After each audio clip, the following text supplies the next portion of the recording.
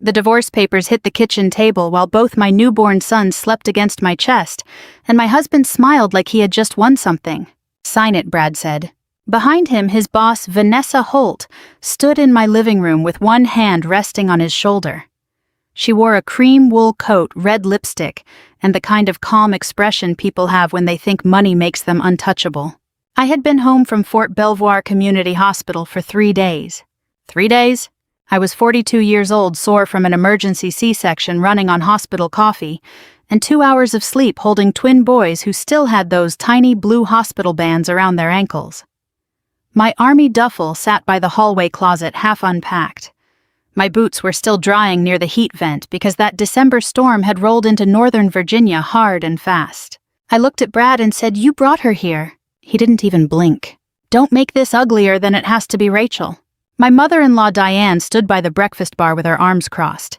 She had been staying with us to help, which mostly meant criticizing how I folded baby blankets and telling me formula was lazy. Vanessa glanced around my kitchen like she was inspecting a rental property. Brad slid a manila envelope closer to me. "The papers are fair. You keep your personal things. I'll handle the house." I almost laughed. Not because it was funny, but because my body didn't know what else to do.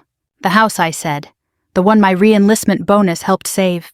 Diane snapped, "Don't start with that military martyr routine."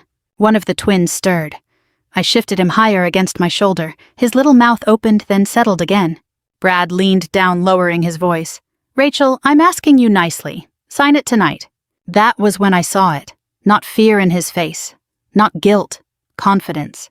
He thought I was too tired to fight. He thought a woman 3 days postpartum with stitches under her sweatpants and 2 infants in her arms would just fold. I asked, "Where am I supposed to go?" Vanessa finally spoke.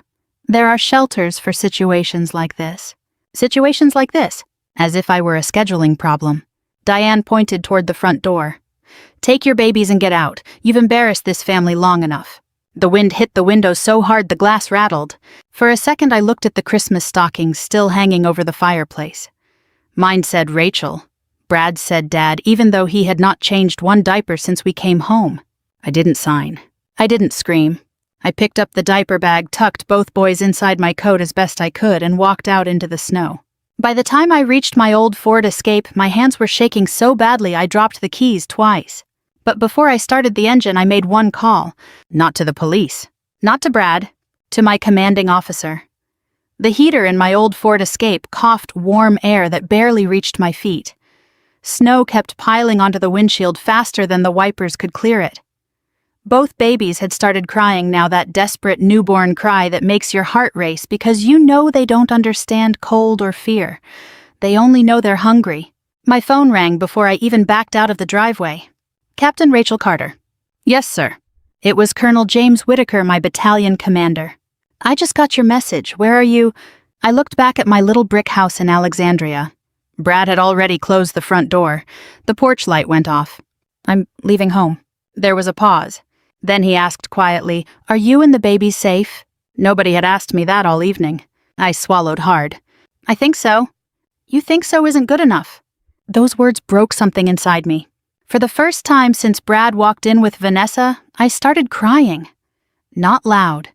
Just silent tears rolling down my face while I tried not to wake the twins even more than they already were. Colonel Whitaker let me cry. He didn't interrupt. After nearly a minute, he finally said, "Listen carefully. Drive to Walter Reed's Fisher house. I'll make a phone call before you get there. I can't ask the Army for—" "This isn't charity, Captain. You served 21 years. Let us take care of one of our own." 21 years. Afghanistan. Kuwait. Countless birthdays spent overseas, missing my mother's funeral because my unit couldn't rotate home. I had never asked the Army for anything except another assignment. Now I needed somewhere warm to sleep. 40 minutes later, a volunteer named Martha met me at the door. She looked to be in her late 60s, wearing fuzzy slippers under her winter coat. "Oh, sweetheart," she said when she saw the babies. She didn't ask questions. She simply opened the door wider. "Let's get those little boys warm. Sometimes kindness is loud. Sometimes it sounds like someone heating a bottle while another person unfolds a clean blanket. That night, kindness sounded like Martha saying, 'I already made chicken soup. Would you like some?' I hadn't eaten since breakfast. I nearly laughed. 'I'd love some.' The next morning, reality arrived. My checking account had exactly $1,842. The mortgage payment was due in 12 days. Brad had canceled my access to our joint credit card before midnight. I found out when I tried buying diapers online. Card declined. Again. I stared at the screen. He planned this. Martha looked over my shoulder. Men like that usually do. By noon, my phone buzzed. It was a text from Brad. Have your attorney contact mine. Nothing about the babies. Nothing asking where we were. Nothing asking if we'd made it safely through the snowstorm. 5 minutes later, another message appeared. Don't make this difficult. Vanessa and I are moving forward. Vanessa and I. Not even 24 hours. I deleted both messages. Later that afternoon, I met with a legal assistance attorney on base. Major Elena Brooks listened without interrupting. When I finished, she leaned back in her chair. Rachel, who paid the down payment on the house. My parents. And whose name is on the original deed? My father and me. She smiled. Amazing. What? I don't think your husband understands what he just did. For the first time since leaving that house, I felt something other than grief. It wasn't happiness. It wasn't revenge. It was curiosity. Major Brooks opened a folder. I think we need to pull every financial record your husband has touched over the last 5 years. I frowned. Why? She looked me straight in the eye. Because men who think they've already won usually get careless. And something told me Brad had been careless for a very long time. I spent the next week learning something I wish no woman ever has to learn. Leaving a bad marriage is emotional. Untangling one is business. Every morning at 6, I fed the twins, bundled them into their stroller, and walked the quiet sidewalks around the Fisher house while snow crunched beneath my boots. The cold air helped clear my head. The babies usually fell asleep after 10 minutes, giving me enough peace to think. When they slept, I gathered paperwork, mortgage records, tax returns, insurance policies, bank statements. By the 4th day, my dining table at the Fisher house looked more like an evidence room than a place to eat. Major Elena Brooks came by after work carrying 2 coffees and a yellow legal pad. You've been busy, she said. I couldn't sleep. She smiled knowingly. Most people cry after a divorce. I did that already. She looked over the documents. Then her smile disappeared. Rachel, did you know Brad refinanced the house last year? I looked up. What? He took out a home equity loan. I never signed anything. She turned one document toward me. According to this, you did. I stared at the signature. It looked like mine. Almost. Same slant. Same initials. Same flourish under the last name. But it wasn't mine. I had signed military deployment paperwork thousands of times during my career. I knew my own handwriting better than anyone. Someone had practiced it. Major Brooks quietly said, "This may be forgery." For a moment, I couldn't breathe. The house wasn't just a home. It had belonged to my parents before they retired to Tennessee. When Brad and I married, Dad agreed to transfer ownership to me because he wanted the twins one day to grow up where I had. Brad had borrowed nearly $300,000 against it. Without telling me. Where did the money go? I whispered. That's our next question. 2 days later, the answer started appearing. Not from the bank. From Facebook. One of Brad's coworkers posted photos from a company holiday party. Vanessa stood beside him wearing diamond earrings I'd never seen before. The caption read, "Celebrating another record-breaking year." Someone commented, "Love your new beach house." Beach house. Brad and I had never owned a beach house. I clicked Vanessa's profile. There it was. A photo of her standing on a deck overlooking the Chesapeake Bay. Behind her was Brad, his arm around her waist. Date posted. 8 months earlier. 8 months. I looked down at the twins sleeping beside me. That meant he'd already been seeing her while we were choosing baby names. While we painted the nursery. While he held my hand during prenatal appointments. I closed the laptop. Not because I was angry. Because suddenly everything made sense. That evening my father called. How are my grandsons? They're eating nonstop. They sound healthy. They are. There was a long silence before he asked. And you?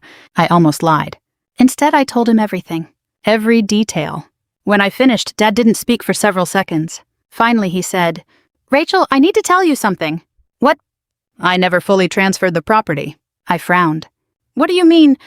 "The deed still requires my signature for any refinancing or sale." I sat upright. "What?" I insisted on that clause after Brad kept asking strange questions about the property's value. My heart started racing. So if he refinanced without me? Dad let out a slow breath. He may have committed mortgage fraud. For the first time, I realized this wasn't just a cruel husband walking away from his family. Brad had built his new life on lies. And lies leave paperwork. Lots of paperwork. Major Brooks had been right. The more confident Brad became, the sloppier he got. The following Monday started like every other one had since my life fell apart. Feed the twins. Change diapers. Answer emails from Army Human Resources. Meet with my attorney. Pretend I wasn't exhausted.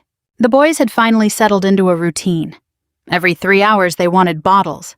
Between feedings, they'd curl their tiny fingers around mine and fall asleep without a care in the world. Watching them reminded me why I couldn't afford to make emotional decisions. I needed to make smart ones. At 9 o'clock that morning, Major Elena Brooks walked into the legal office carrying a thick folder. I have something. She laid several bank statements across the conference table. Remember the equity loan? I nodded. We traced most of the money. She pointed to a highlighted transaction. $96,000. Then another. $41,500. Another. $78,000. I frowned. What am I looking at? She slid another page toward me.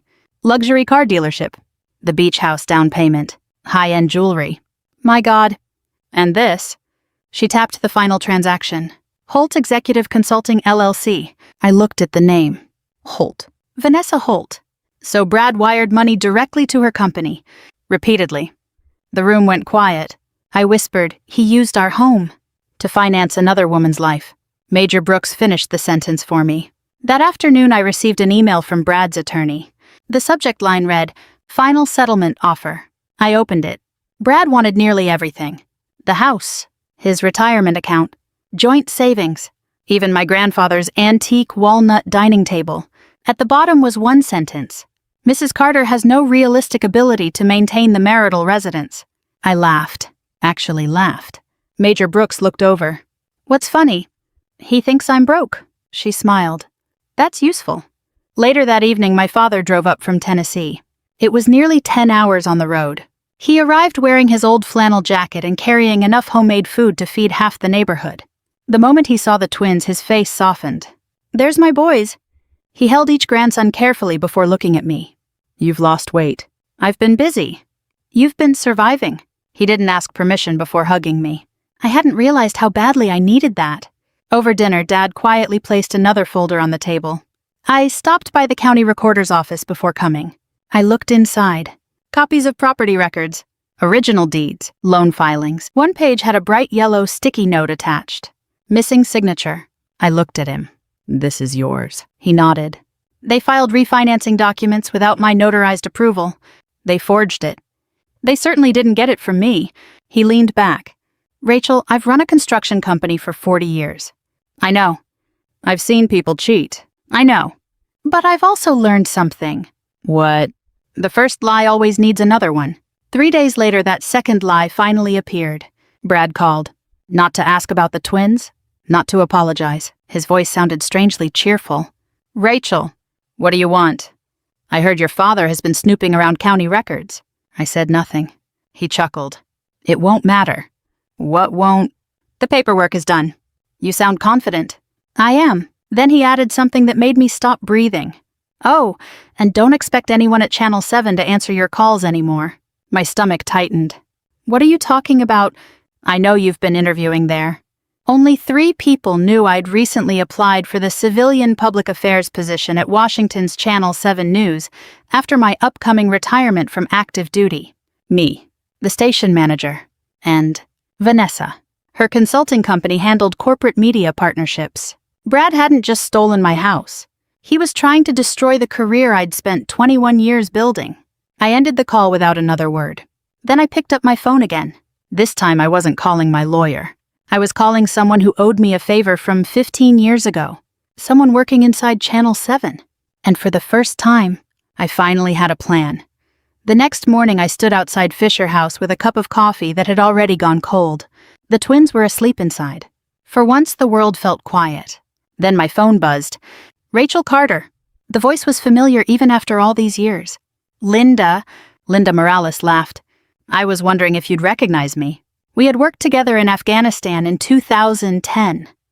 Back then, she was an Army public affairs specialist. After leaving the service, she'd built an award-winning career in television journalism and was now the news director at WJL-ATV Channel 7 in Washington. She had also been one of the 3 people who knew I'd interviewed for a civilian communications position. "I'm glad you called," she said. I almost didn't. I figured. I leaned against the railing. "I need to ask you something." "Go ahead." "Did someone tell you not to hire me?" There was a long silence. Finally, she answered. "Yes." My stomach dropped. "Who?" "A woman named Vanessa Holt." I closed my eyes. Linda continued. "She said you were emotionally unstable after giving birth. She claimed you had anger issues and weren't fit for a newsroom. I laughed once. Not because it was funny, because the lie was so unbelievable. I've never even met her." "I know." "You knew. I checked your military record before I listened to anyone else." She paused. 21 years of exemplary service, multiple commendations, a Bronze Star, a Meritorious Service Medal, 0 disciplinary actions. Then she said something I'll never forget. "Rachel, people don't build that kind of reputation overnight." Tears filled my eyes. "They build it over a lifetime." That afternoon, Linda invited me to the station. Not for another interview, just to talk. Martha happily volunteered to watch the twins for 2 hours.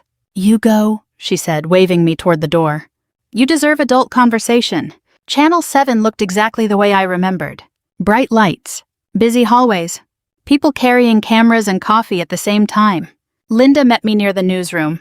She hugged me before saying a word. "You look tired." "I have 1-month-old twins," she laughed. "Fair point." We spent nearly an hour talking. Not about television. About integrity. About public service. About what happens when decent people stay silent while dishonest ones get louder. Finally, she opened a folder. "Rachel?" Inside was my employment application. "I never rejected you." "You didn't." "I put your file on hold because Vanessa insisted I should." She leaned forward. "Then something strange happened." "What?" She kept calling. "How many times?" "5. 5, trying to convince me not to hire someone she'd supposedly never met." Linda smiled. That raised every alarm bell I have. Before I left, she stopped me. "One more thing." She handed me a business card. "The station is launching a new weekly segment honoring veterans making a difference after military service." I looked at her. "We'd like you to be our first guest." I blinked. "I haven't done anything," she smiled. "You served your country. You survived betrayal. And now you're raising newborn twins by yourself. Trust me. Our viewers would rather hear from someone real than another politician." For a moment I couldn't speak. Then I quietly asked, "When would it air?" Linda glanced at her calendar. "The 2nd Saturday in March. Exactly 4 months after Brad threw me out." Driving back, I wasn't thinking about television. I was thinking about timing. Brad had spent months trying to destroy my credibility before I ever knew there was a fight. Now, without realizing it, he had handed me something far more valuable than revenge, a chance for the truth to reach thousands of people. And unlike lies, the truth doesn't need perfect timing. It just needs a microphone. The morning of the interview started at 4:45 a.m., not because I had to be at the television station early, because one of the twins decided that 4:45 was breakfast time. His brother agreed. By 6 o'clock, both boys were fed, changed, and somehow wearing matching blue sweaters Martha had knitted for them. She stood in the kitchen, smiling proudly. "They look like little Navy recruits."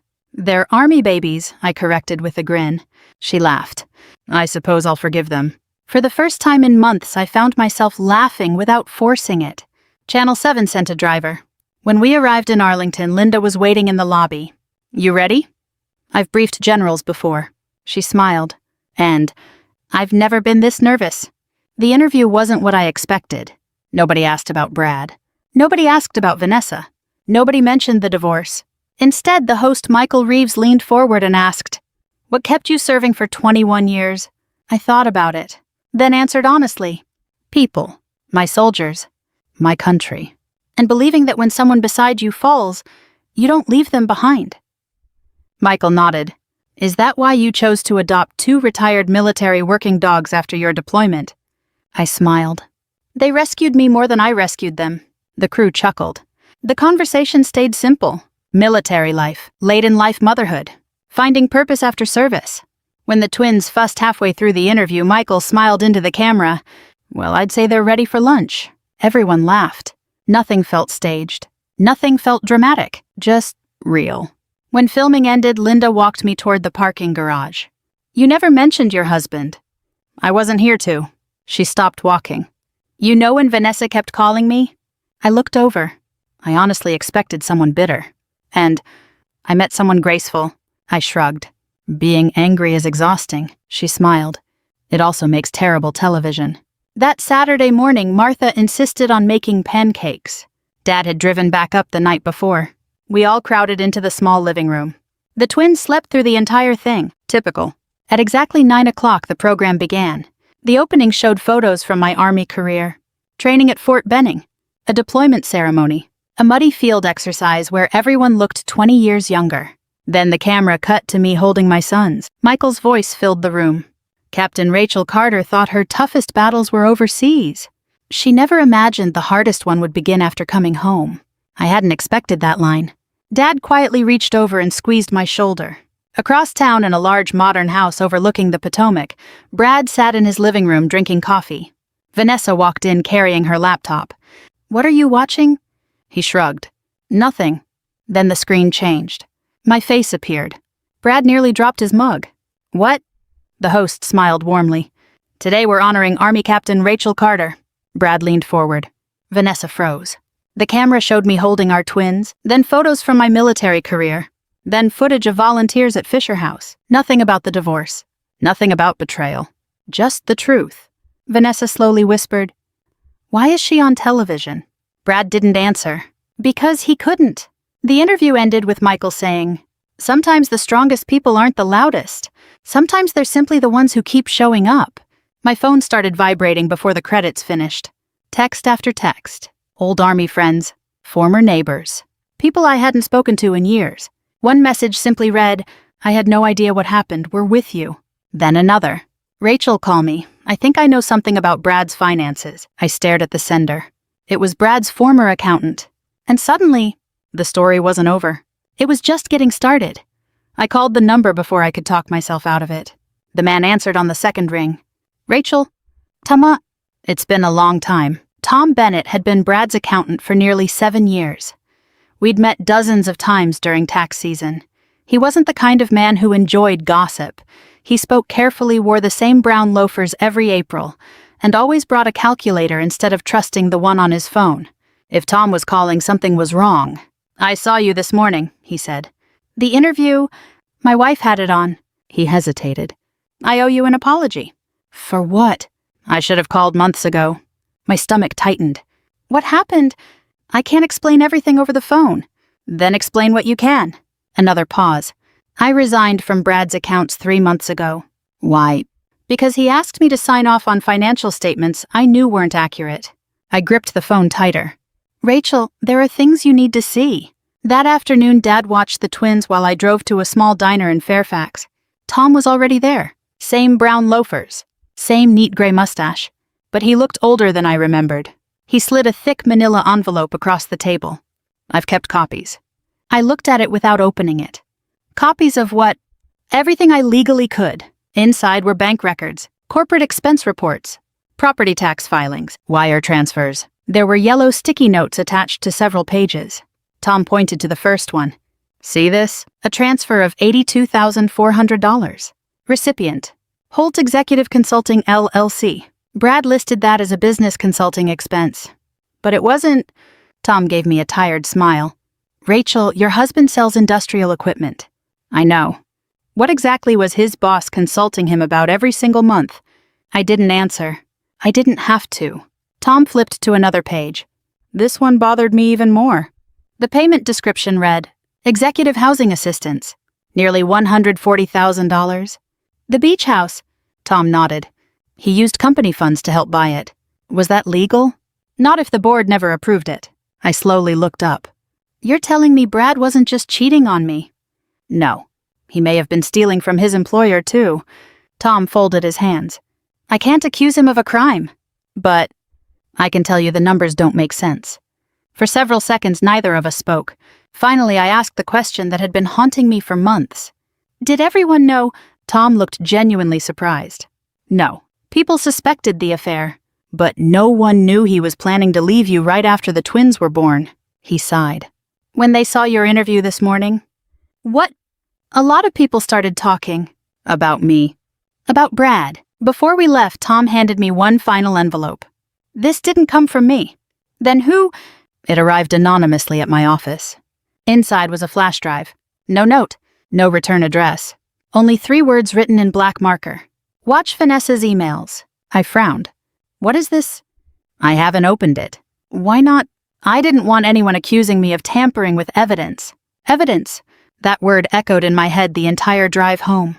That evening, Major Brooks examined everything Tom had given us. She carefully organized the documents into separate folders. Mortgage, corporate expenses, personal transfers. Then she held up the flash drive. We're not plugging this into your laptop. I figured. She smiled. I know someone in Army Cyber Command who owes me a favor. An hour later, the drive was in professional hands. We sat in silence, waiting for the results. Finally, the phone rang. Major Brooks listened without speaking. Then she slowly looked at me. What? She lowered the phone. The drive contains hundreds of emails. I waited. They're between Vanessa and someone on the company's board of directors. My heart skipped. Brad? She shook her head. No. It's someone much higher. I didn't sleep that night. Not because the twins were fussy. They actually gave me almost 4 uninterrupted hours, which felt like a miracle.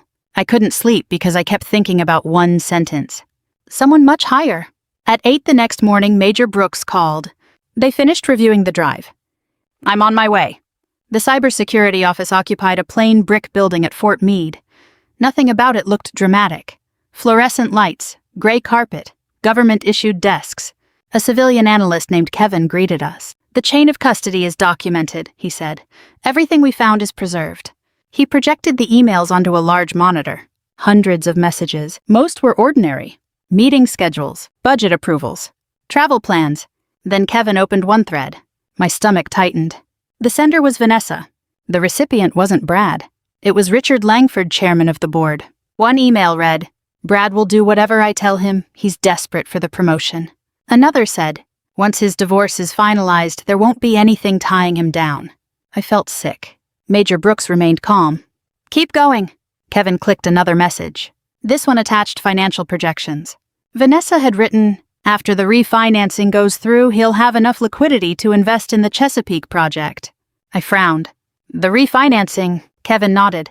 They were talking about your house. The room went quiet. I wasn't just looking at an affair anymore. I was looking at a plan. A very expensive one. Kevin pulled up another file. There are deleted emails. Can you recover them? We already did. He opened one. Richard Langford had written, make sure Rachel signs quickly. We don't need unnecessary complications. I stared at the screen. He knew about me. Major Brooks answered softly. He knew enough. Driving home, I kept replaying those words. We don't need unnecessary complications. That was me, not Rachel. Not Captain Carter. Not a wife. Not a mother. A complication. Oddly enough, hearing that made me stop feeling sorry for myself. Because once someone reduces you to an obstacle, you stop worrying about disappointing them. That afternoon, my phone rang again. It was Linda from Channel 7. You've become surprisingly popular. What happened? Our interview has nearly 1 million online views. 1 million. And we've received dozens of emails from veterans. She hesitated. One stood out. Why? It's from someone who worked at Brad's company. What did they say? Linda opened the email. They claim employees have been pressured to falsify expense reports for years. I leaned forward. Did they give a name? No. But they attached payroll records. By now I had mortgage documents, wire transfers, corporate expenses, recovered emails, anonymous payroll records. The puzzle pieces were finally fitting together. But I still had one problem. None of it mattered unless the people in charge were willing to listen. 2 days later, that opportunity arrived. Tom called. The company's annual shareholder meeting is Friday. So, the board has to answer questions publicly. I don't own stock. You do. I don't. You inherited 50 voting shares from your grandfather when the company went public. I blinked. I forgot. Brad was counting on that. I laughed for the first time in weeks. He forgot too. Friday morning, I put on my Army service uniform. Not because I wanted attention, Because after 21 years it reminded me who I was before Brad convinced me I wasn't enough. Dad held one of the twins while I adjusted my jacket. You nervous? Terrified. He smiled. Good. Good. Courage isn't walking in without fear. It's walking in anyway. I kissed both boys on the forehead. Then I drove toward downtown Washington. For the first time since that snowy December afternoon, I wasn't walking away from something. I was walking toward it. The headquarters of Holt Industrial Systems sat just 3 blocks from the White House, a 20-story glass building I'd visited exactly twice during my marriage. Both times Brad had asked me not to wear my uniform. People here don't really understand military culture, he'd said. Standing in the lobby that Friday morning, I realized what he had really meant. He didn't want anyone comparing our lives. The receptionist looked up. Good morning. I smiled. I'm Rachel Carter. I'm here for the annual shareholders meeting. She searched the list. I don't see your name. Tom had warned me this might happen. I quietly slid my stock certificate across the counter. I believe these voting shares qualify me. Her expression changed immediately. One moment, ma'am. 5 minutes later, I walked into the boardroom. Nearly 80 shareholders filled the seats. Coffee cups, legal pads, expensive suits. At the front sat Richard Langford. Beside him, Vanessa. Brad. The moment Brad looked up, all the color drained from his face. He whispered something to Vanessa. She turned. Our eyes met. For just a second, she looked exactly the way I had looked months earlier. Completely unprepared. Richard cleared his throat. The meeting will now begin. Financial reports came first. Revenue, expansion plans, quarterly profits. I listened quietly. Tom sat 3 rows behind me. He never looked in my direction. Exactly as we had agreed. Then Richard announced, "We'll now take questions from shareholders." My hand went up. The room fell silent. Richard forced a smile. Yes, Ms. Carter. I stood. My question concerns executive expenses. Brad stared at the floor. Richard answered smoothly. Our financial statements have been independently reviewed. I'm sure they have. I picked up the first folder. Can someone explain why company funds paid over $100,000 toward executive housing connected to Holt Executive Consulting? Vanessa's smile disappeared. Richard adjusted his glasses. I'm not familiar with the transaction. I thought you might say that. I held up another document. This transfer bears your approval. Murmurs spread across the room. Richard glanced toward the company's chief financial officer. The CFO slowly shook his head. He hadn't seen these documents before. I continued. Next question. I placed another page on the projector. This wire transfer lists consulting fees paid monthly to Ms. Vanessa Holt. Vanessa finally spoke. My company provided legitimate services. I nodded. Wonderful. Then I'm sure you can explain why those same payments coincided with personal purchases made by Mr. Brad Carter. Brad stood abruptly. This is ridiculous. No, I said calmly. This is accounting. A few people laughed. Not loudly. Just enough to make Brad's face turn bright red. Richard tried to regain control. This meeting isn't the proper venue. It became the proper venue. I interrupted the moment company money started funding private relationships. The room erupted into whispers. Someone near the back quietly said, "Is this true?" Another shareholder raised his hand. "I'd like those documents entered into the record." Then another voice. "So would I." Within seconds, nearly half the room had their hands raised. Richard's confident smile was gone. Brad suddenly turned toward me. "You planned this." I looked at him for a long moment. "No, you planned it." "You lied. You forged signatures. You borrowed against my family's home. You abandoned your newborn sons. You tried to destroy my career." I took a slow breath. All I did was tell the truth. No one applauded. That made the moment even more powerful, because silence can be louder than clapping. The chairman of the audit committee stood. I moved that this meeting be suspended pending an independent forensic investigation. Another director immediately seconded the motion. It passed unanimously. Security quietly approached Richard, then Brad, then Vanessa. As I walked toward the exit, I heard Brad call my name. "Rachel." I didn't turn around. The last time I'd walked away from him, I had been carrying 2 newborn babies into a snowstorm. This time, I walked into warm spring sunshine, and I never looked back. 3 months later, I received a thick envelope from the U.S. Attorney's Office. I didn't open it right away. The twins, Ethan and Noah, had just learned to crawl, and at that moment they seemed far more interested in chasing each other across my father's living room than anything inside a government envelope. Dad laughed as Noah grabbed the family dog's tail. "Looks like we've got another troublemaker."